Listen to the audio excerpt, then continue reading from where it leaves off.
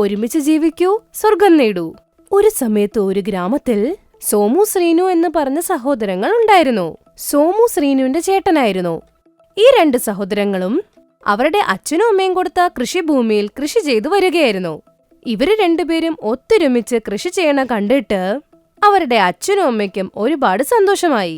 സോമുവും ശ്രീനും ചേർന്ന് ഒരുപാട് കഷ്ടപ്പെട്ടാണ് ജോലി ചെയ്യുന്നത്. ആ കൃഷിഭൂമി എന്നും പച്ചപ്പോടെ തന്നെ നിൽക്കും. എന്നാൽ ഇവരുടെ അടുത്തുള്ള കൃഷിഭൂമിയിലെ യജമാനൻ രാമയ്യ സ്വന്തം കൃഷിഭൂമി നന്നായി നോക്കുന്നതിന് പകരം മറ്റുള്ളവരുടെ കൃഷിഭൂമി നല്ല പച്ചപ്പായിരിക്കുന്നതിന് അസൂയപ്പെടും. അതില് ശ്രദ്ധ കാണിച്ചു. രാമയ്യയുടെ കൃഷിഭൂമി മുഴുവനും പോയി കിടക്കുകയായിരുന്നു. ജോലിക്കാരെ വെച്ച് എത്ര ജോലി ചെയ്താലും രാമയ്യയുടെ കൃഷിഭൂമിയില് നല്ല വിളവ് വരില്ലായിരുന്നു. സോമു ശ്രീനുവിന്റെ കൃഷിഭൂമിയിൽ എപ്പോഴും ഒരുപാട് വിളവ് വരുമായിരുന്നു. ഇത് കണ്ട രാമയ്യയ്ക്ക് ഭയങ്കര കുശുമ്പായിരുന്നു. എന്റെ മണ്ണിൽ ഞാൻ കഷ്ടപ്പെട്ട് ജോലി ചെയ്യുന്നുണ്ട്. എന്നാൽ എനിക്ക് വളരെ കുറവ് മാത്രമേ വിളവ് കിട്ടുന്നുള്ളൂ. എന്നാൽ ഈ ചേട്ടനും അനിയനും വളരെ കുറച്ച് കഷ്ടപ്പെട്ട് എങ്ങനെ ഈ അധിക വിളവുണ്ടാക്കുന്നത്? ഇവരെന്റെ സ്ഥലത്തിനടുത്തുള്ളത് എനിക്കൊട്ടും തന്നെ ഇഷ്ടപ്പെടുന്നില്ല. എങ്ങനെയെങ്കിലും ഇവരെവിടെ നിന്നും ഓടിക്കണം. ഇങ്ങനെ ആലോചിച്ച രാമയ്യ ഒരു പദ്ധതി അങ്ങ് ഉണ്ടാക്കി. അടുത്ത ദിവസം രാവിലെ സോമു ശ്രീനു അവരുടെ കൃഷിഭൂമിയിലേക്ക് പോകുന്ന വഴി രാമയ്യ അവർക്കെതിരെ വന്നു. 2 പേരുമൊന്ന് നിന്നേ. ഇത്രയും കാലത്ത് കൃഷിയിടത്തിലേക്കാണോ പോകുന്നത്? അതെ അതെ, കൃഷിയിടത്തിൽ വിളവെടുക്കാനുള്ള സമയം ആയില്ലേ? അതുകൊണ്ട് കുറച്ചു ദിവസം വളരെ സൂക്ഷിക്കേണ്ടതുണ്ട്. ഹോ, എന്താവാനാണെന്നേ, നിങ്ങളുടെ വിളവൊക്കെ നശിപ്പിക്കാൻ ഇവിടെ ആരാ ഉള്ളത്?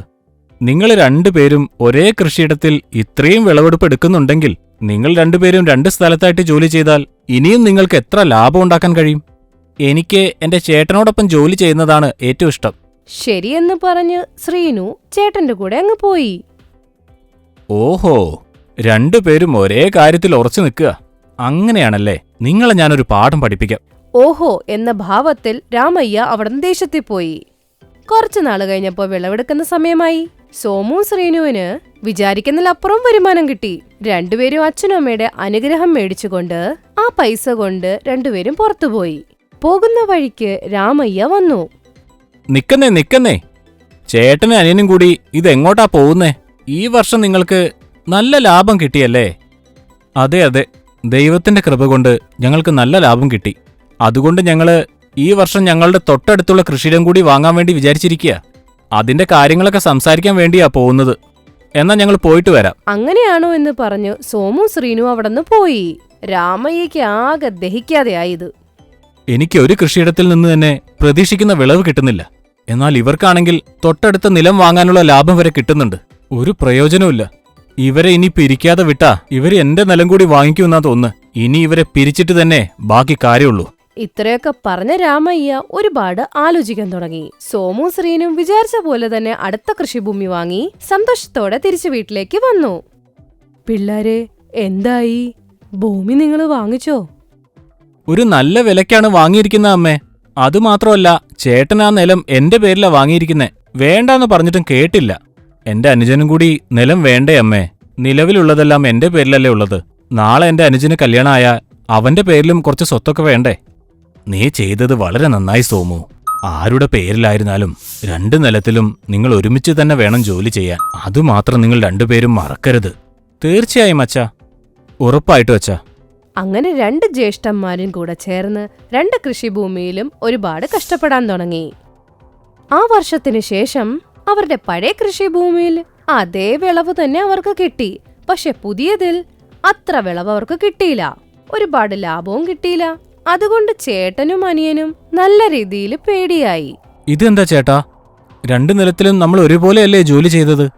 എന്നാൽ പുതിയ നിലത്തിലെന്താ നല്ലപോലെ വിളവ് കിട്ടാതിരുന്നത്? ആദ്യത്തെ തവണ അങ്ങനെ തന്നെ ആയിരിക്കും. അടുത്ത വർഷം ഇനിയും കുറച്ച് വളമൊക്കെ ഇട്ട് ഒന്നുകൂടി കഷ്ടപ്പെട്ട് ജോലി ചെയ്യാം. നീ ഒന്നുകൊണ്ട് വിഷമിക്കണ്ട. അങ്ങനെ സോമു ശ്രീനുവിന് ധൈര്യം കൊടുത്തു. ഈ ഒരു പ്രശ്നം രാമയ്യയ്ക്ക് മനസ്സിലായി. ആഹാ, എനിക്ക് നല്ലൊരു അവസരം കിട്ടിയിട്ടുണ്ട്. ഈ കാര്യം ഉപയോഗിച്ച് ചേട്ടനെയും അനിയനെയും പിരിക്കാം. അങ്ങനെ പറഞ്ഞവൻ പെട്ടെന്ന് പുറത്തോട്ടങ്ങ് പോയി. പോകുന്ന വഴിക്ക് ഒരു മരത്തിന്റെ അടിയിലിരുന്ന് ആലോചിക്കാൻ തുടങ്ങി. അതേസമയം ശ്രീനു ആ വഴി ഒറ്റയ്ക്ക് വരുന്നതായി രാമയ്യ കണ്ടു. അവൻ ശ്രീനുവിനെ കണ്ടതും ഓടി അവന്റെ അടുത്ത് പോയി. ശ്രീനു, നിക്ക്. പറഞ്ഞോളൂ രാമയ്യ. പുതിയ നിലമൊക്കെ വാങ്ങിയില്ലേ? ഇത്തവണ നിങ്ങൾക്ക് 2 മടങ്ങ് ലാഭം വന്ന പോലെ ഉണ്ടല്ലോ. ഇല്ലെന്നേ, പുതിയ നിലത്തിൽ ഞങ്ങൾ പ്രതീക്ഷിച്ചതിനേക്കാളും കുറഞ്ഞ വിളവാ കിട്ടിയിരിക്കുന്നത്. അതാണ് ആകെ ഒരു ആശങ്ക. ഞാനും ആലോചിച്ചിരുന്നതാ. എന്തൊക്കെ പറഞ്ഞാലും ഈ കാലത്തില് ആരെയും വിശ്വസിക്കാൻ പറ്റില്ല സീനു. നിങ്ങളെന്താ പറയുന്നത്? പുതിയ നിലം നിന്റെ പേരിലല്ലേ നിന്റെ ഏട്ടൻ വാങ്ങിയത്? അതുകൊണ്ടാ നിന്റെ നിലത്തിൽ ശരിയായിട്ട് ജോലി ചെയ്യാതിരുന്നത്. ചേച്ചേ, എന്റെ ചേട്ടൻ ഒരിക്കലും അങ്ങനെ ചിന്തിക്കില്ല. എന്റെ ചേട്ടൻ എന്റെ നല്ലതിനു വേണ്ടി എന്തു വേണമെങ്കിലും ചെയ്യും. ഞാൻ കണ്ണുകൊണ്ട് കണ്ട കാര്യമാ പറഞ്ഞത്. നിന്റെ ചേട്ടൻ പുതിയ കൃഷിയിടത്തില് ഒരു ശ്രദ്ധയുമില്ലാതെ ജോലി ചെയ്യുന്നത് ഞാൻ എത്രയോ തവണ കണ്ടിട്ടുണ്ട്. ആ നിലം നിന്റെ പേരിലല്ലേ ഉള്ളത്. ആ ഒരു ചിന്ത എപ്പോഴും ചേട്ടനുണ്ടാവില്ലേ? പിന്നെ നിങ്ങളുടെ സഹോദര ബന്ധത്തെ മോശമാക്കേണ്ടെന്ന് കരുതിയാണ് ഞാനൊന്നും മിണ്ടാതിരുന്നത്. ശരി, ഞാൻ പോയിട്ട് വരാം. അങ്ങനെ പറഞ്ഞ് രാമയ്യ അവിടുന്ന് നൈസായിട്ടങ്ങ് മുങ്ങി. ശ്രീനു രാമയ്യ പറഞ്ഞത് വിശ്വസിച്ചു. അന്നേ ദിവസം രാത്രി ശ്രീനു ആ കാര്യം തന്നെ ആലോചിച്ച് കിടന്നു. രാമയ്യന് കള്ളം പറയേണ്ട കാര്യമൊന്നുമില്ലല്ലോ. എന്റെ ചേട്ടൻ വേണമെന്ന് വിചാരിച്ചിട്ടാണോ ഇതൊക്കെ ചെയ്തത്? എന്റെ ജീവിതത്തിലെ ഉയർച്ച ചേട്ടൻ ആഗ്രഹിക്കുന്നില്ലേ? അങ്ങനെയല്ലെങ്കിൽ എന്തുകൊണ്ടാണ് എന്റെ നിലത്തിൽ മാത്രം വിചാരിച്ച ലാഭമൊന്നും കിട്ടാതിരുന്നത്? അങ്ങനെ ഒരുപാട് ആലോചിച്ച ശ്രീനു അങ്ങനെ അടുത്ത ദിവസം രാവിലെ ശ്രീനു അവന്റെ ചേട്ടനെ കണ്ട്, ദേ നോക്കു ചേട്ടാ, ഇനി മുതൽ ചേട്ടന്റെ കൃഷിയിടത്തിൽ ചേട്ടൻ ജോലി നോക്കിക്കോ. എന്റെ കൃഷിയിടത്തിൽ ഞാൻ തന്നെ ജോലി ചെയ്തോളാം. അവരവരുടേത് അവരവർ തന്നെ നോക്കാം. അതെന്താടാ അങ്ങനെ പറയുന്നത്? നിനക്കെന്താ ഇപ്പൊ ഇങ്ങനെയൊക്കെ തോന്നാൻ കാരണം? വേറൊന്നുമല്ല, ചേട്ടൻ എന്റെ നിലത്തിൽ ഒരു ശ്രദ്ധയില്ലാതെ ജോലി ചെയ്തത് എനിക്കറിയാം. അതുകൊണ്ട് എന്റെ നിലത്തെ ഞാൻ തന്നെ നോക്കിക്കോളാം. ഇനി ഇതിൽ വേറെ സംസാരമൊന്നുമില്ല. ദേഷ്യത്തോടെ പറഞ്ഞവിടന്നങ്ങ് പോയി. സോമു അത് കേട്ട് ഒരുപാട് വിഷമിച്ചു. ശ്രീനു അവന്റെ കൃഷിഭൂമിയിൽ ഒറ്റയ്ക്ക് ജോലി ചെയ്യുന്നത് കണ്ടു. സങ്കടത്തോടെ പോയി അവൻ അവന്റെ പഴയ കൃഷിഭൂമിയിൽ പോയി ജോലി ചെയ്യാൻ തുടങ്ങി. കുറച്ചു മാസങ്ങൾക്ക് ശേഷം ചേട്ടനും അനിയനും അവരവരുടെ കൃഷിഭൂമിയിൽ കഷ്ടപ്പെട്ട് ജോലി ചെയ്ത് ശ്രീനുവിന് നല്ല ലാഭം കിട്ടണമെന്നോർത്ത് കീടനാശിനികൾ വരുത്തി ആരുടെയൊക്കെ കയ്യിൽ നിന്നും പൈസ കടം വാങ്ങി. അങ്ങനെ അവന്റെ കാര്യങ്ങളൊക്കെ പ്രശ്നത്തിലായി. സോമു ശ്രീനുവിന്റെ സങ്കടം കണ്ട് അവന്റെ അടുത്ത് സംസാരിക്കാനായിട്ട് വന്നു. ദേ അനുജ, നീ ഒരുപാട് കഷ്ടപ്പെടുന്നുണ്ട്. ദയവ് ചെയ്ത് എന്നെ സഹായിക്കാൻ അനുവദിക്കേ. വേണ്ട ചേട്ടാ, എന്റെ ജോലി ഞാൻ തന്നെ നോക്കിക്കോളാം. ചേട്ടൻ ചേട്ടന്റെ നിലം നോക്കിയാ മതി. അങ്ങനെ പറഞ്ഞ് ചേട്ടനെ വിഷമിപ്പിച്ചു. സോമുവിന് ഒരുപാട് വിഷമമായി. അങ്ങനെ ആ വർഷത്തെ വിളയെടുപ്പ് ദിവസമായി. സോമുവിന്റെ കൃഷിഭൂമിയിൽ എന്നത്തെയും പോലെ നല്ല വിളവ് കിട്ടി. ശ്രീനുവിന്റെ കൃഷിഭൂമിയിൽ പഴയതുപോലെ തന്നെ അധികം വിളവ് കിട്ടിയില്ല. കയ്യിൽ വിചാരിച്ച പൈസയും വന്നില്ല. എന്നാൽ അവന് ഒരുപാട് കടവും ഉണ്ടായിരുന്നു. അത് കാരണം വീട്ടിൽ വിഷമിച്ച് കരയാനും തുടങ്ങി. നീ ഇത് കണ്ടോ ശ്രീനു? ചേട്ടന്റെ കൂടെ ജോലി ചെയ്തിട്ട് നഷ്ടം വന്നാ പോലും ഇങ്ങനെ ഇരുന്ന് കരയേണ്ട ഒരു അവസ്ഥ വന്നിട്ടില്ലായിരുന്നു. ഇപ്പൊ കണ്ടില്ലേ എന്താ നിന്റെ അവസ്ഥ എന്ന്? അതേ മോനെ, ഇനിയും നിങ്ങൾക്ക് സമയമുണ്ട്. നിന്റെ ചേട്ടനോട് സഹായിക്കാൻ പറ.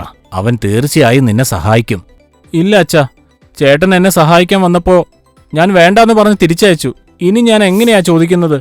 സംസാരിച്ചിരിക്കുന്ന ഇടയിൽ ശ്രീനുവിന് കടം കൊടുത്ത ആൾക്കാരൊക്കെ വീട്ടിലേക്ക് വന്നു. ശ്രീനോ, ശ്രീനോ, ഇവിടെ തന്നെയുണ്ട് ഭീമയ്യ. എന്നോട് ക്ഷമിക്കണം. ഇപ്പൊ എനിക്ക് നിങ്ങളുടെ കടം തീർക്കാൻ പറ്റില്ല. എന്റെ കൃഷിയിടത്തിൽ നിന്നും ഒരു ലാഭവും എനിക്ക് കിട്ടിയിട്ടില്ല. എനിക്കറിയാം, നിന്റെ ചേട്ടൻ ഇന്ന് രാവിലെ വന്ന് എനിക്ക് തരാനുള്ള പൈസയെല്ലാം തന്നു തീർത്തു. എനിക്ക് മാത്രമല്ല, നീ ആരോടൊക്കെ കടം വാങ്ങിയിട്ടുണ്ടോ അവരുടെ എല്ലാം പൈസ കൊടുത്തു തീർത്തു. നിന്റെ നല്ലതിനു വേണ്ടി മാത്രമല്ലേ നിന്റെ ചേട്ടൻ എന്തും ചെയ്യുള്ളൂ. നിങ്ങൾ രണ്ടുപേരും കൂടി ഒരുമിച്ച് ജോലി ചെയ്യുകയാണെങ്കിൽ നിനക്ക് ഒരു കടവും തന്നെ ഉണ്ടാവില്ല. ഇപ്പോഴെങ്കിലും അത് മനസ്സിലാക്കി നിന്റെ ചേട്ടനോട് മാപ്പ് പറഞ്ഞ് നിന്റെ ചേട്ടന്റെ കൂടെ ജോലി ചെയ്യ്. ആര് പറയുന്നതും കേൾക്കരുത്. അങ്ങനെ പറഞ്ഞ് അവിടുന്ന് ഭീമനങ്ങ് പോയി. ശ്രീനു അവന്റെ ചേട്ടനടുത്ത് കാണിച്ചതൊക്കെ ഓർത്ത് വിഷമിച്ചു. ആ സമയത്ത് സോമു വീട്ടിലേക്ക് വന്നു. ശ്രീനു ചേട്ടനെ കണ്ടതോടെ ചെന്നങ്ങ് കെട്ടിപ്പിടിച്ചു. എന്നോട് ക്ഷമിക്കണം ചേട്ടാ.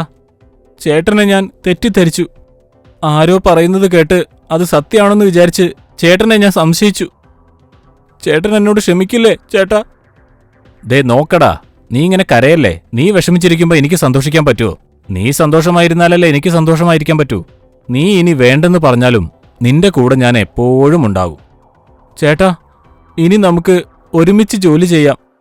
ചേട്ടൻ്റേത് എന്റേത് എന്നൊന്നും ഇനി ഞാൻ ഒരിക്കലും പറയില്ല. ചേട്ടൻ മുമ്പിൽ നിന്ന് എന്നെ വഴി കാട്ടിയാൽ മതി. ചേട്ടൻ എന്തു പറഞ്ഞാലും ഞാൻ ചെയ്യാം. നമ്മൾ രണ്ടുപേരും ഒരുമിച്ചിരിക്കുന്നതാണ് എനിക്കിഷ്ടം. അതിനപ്പുറം എനിക്ക് ഒരു കാര്യം ആവശ്യമില്ല. കണ്ടില്ലേ സീനു, ഒരുമിച്ചിരുന്നാലേ സന്തോഷമുള്ളൂ. ഇപ്പോഴെങ്കിലും നിനക്ക് മനസ്സിലായില്ലേ, നിനക്കൊരിക്കലും ഒറ്റയ്ക്ക് ഒന്നും നേടാൻ കഴിയില്ല. മനസ്സിലായി അച്ഛാ. ഇനി ഞാനും ചേട്ടനും ഒരുമിച്ച് തന്നെ ഉണ്ടാവും, ഒരുമിച്ച് തന്നെ ജോലി ചെയ്യും. ഒരുമിച്ച് നിന്നാലേ സന്തോഷം ഉണ്ടാവൂന്ന് എനിക്ക് മനസ്സിലായി. അതിനുശേഷം സോമുവും ശ്രീനുവും ഒരുമിച്ച് തന്നെ ജോലി ചെയ്യാൻ തുടങ്ങി. കഷ്ടത്തിലാണെങ്കിലും നഷ്ടത്തിലാണെങ്കിലും തുല്യമായി അവരനുഭവിച്ചു. ആർക്കും ഒരു ബുദ്ധിമുട്ടില്ലാതെ തന്നെ രണ്ടുപേര് സുഖമായിട്ട് ജീവിച്ചു. ഈ കഥയെക്കുറിച്ച് നിങ്ങളുടെ അഭിപ്രായം കമന്റ് ബോക്സിൽ പറയുക. ഇതുവരെ നിങ്ങൾ ഞങ്ങളുടെ ചാനൽ സബ്സ്ക്രൈബ് ചെയ്തില്ലെങ്കിൽ ഉടൻ തന്നെ സബ്സ്ക്രൈബ് ചെയ്യുക. ഞങ്ങൾ മറ്റൊരു നല്ല കഥയോടുകൂടി നിങ്ങളെ വീണ്ടും വന്ന് കാണും. നന്ദി, നമസ്കാരം.